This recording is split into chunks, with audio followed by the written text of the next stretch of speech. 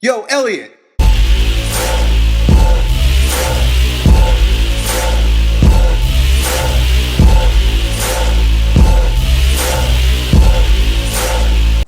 Really cool question from our buddy Price Peters about penitentiary workouts, penitentiary style workouts, and how the guys in prison are so fucking huge and jacked, even though they seem to be like breaking all the rules with regard to bodybuilding. He says here that they do chest presses and curls every day, and yet they're fucking huge and they should be overtrained. So this is completely my theory, and I think I gathered this theory from reading a study once, but I just can't cite it right now, so bear with me. This is just an interesting idea.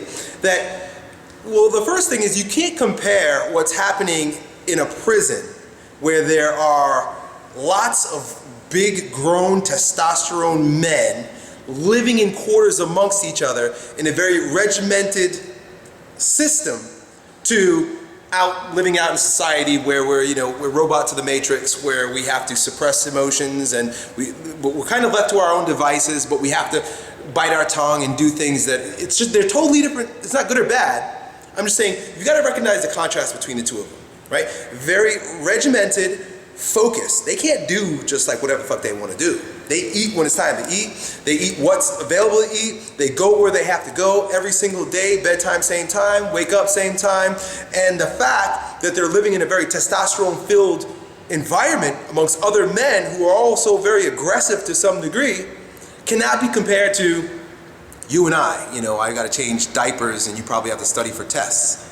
Yeah, it fucking sucks. That, again, I don't want to label. I wouldn't want to be in prison either, right? I'd rather change diapers and study for tests than be in prison. But the point is that in that environment, the physiology, see, this is why I always talk about 3 layers of strength. Energetically, there's a whole lot going on. Every man for himself when they're in prison to some degree, or if you're in a gang, you still are every man for himself because you've got to represent. You have to peacock. And when I say peacock, it means you had better look fucking tough. Your energy, energetically, psychologically, emotionally, you have to adapt to that situation. And a big part of it is you need to have a neuromuscular expression of don't fuck with me.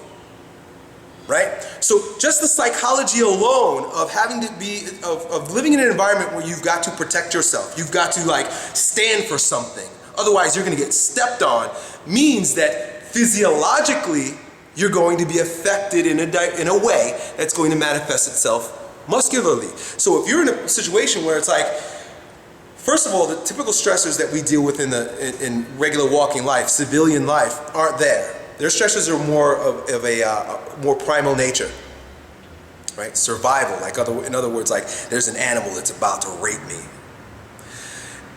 So anyway, so with regard to stressors, so the stressors that are laid upon them produce a physiological response whereby their hormones need to produce a particular response, be it anabolically or catabolically at the appropriate times to get the neuromuscular system to protect the organism.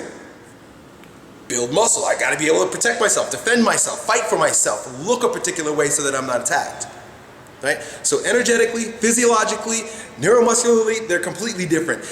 No matter what they do, they could do push-ups and pull-ups only. They could do bench press and curls. They could break all the fucking rules and eat shit in the cafeteria, and they're gonna grow some fucking muscles because energetically and physiologically, they have been molded to be badasses in that regard.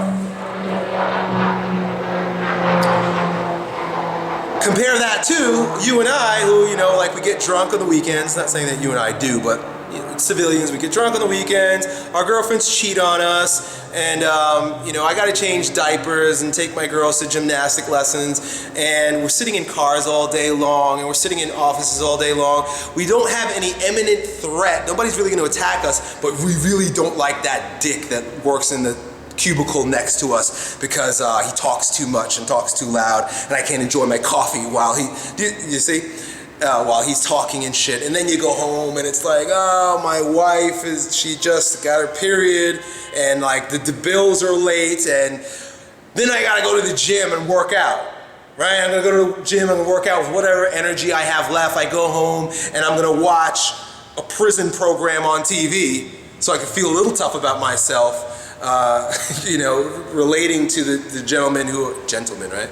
To the guys that are in prison, to make myself at least have the figment of imagination that perhaps there's an inkling of a man left within me, right? Not to say that they're more men than we are, or vice versa. It's just you gotta recognize the contrast. I'm telling stories about both, simply to answer your question in an entertaining way, but it's not good or bad. It's just the way it fucking is. If you want to go to prison to get jacked, hey dude, let me know. You'll come out huge with a different energy and different physiology, but I'd rather be changing diapers and having sex with my wife than getting boned in the butt and eating slop every day. But whatever, you know, that's cool too. Whatever, I'm ranting.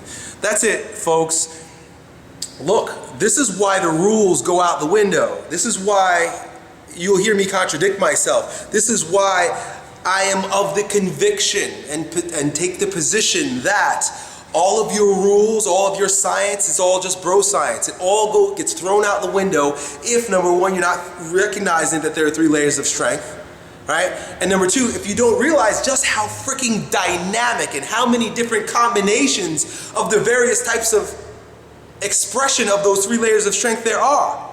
You can't pin it all down, right? We don't live in laboratories. And if we did live in laboratories, that'd be a fucking stressor too, because we want to get out and smoke weed. You know? That's it. Peace. Yo, Elliot.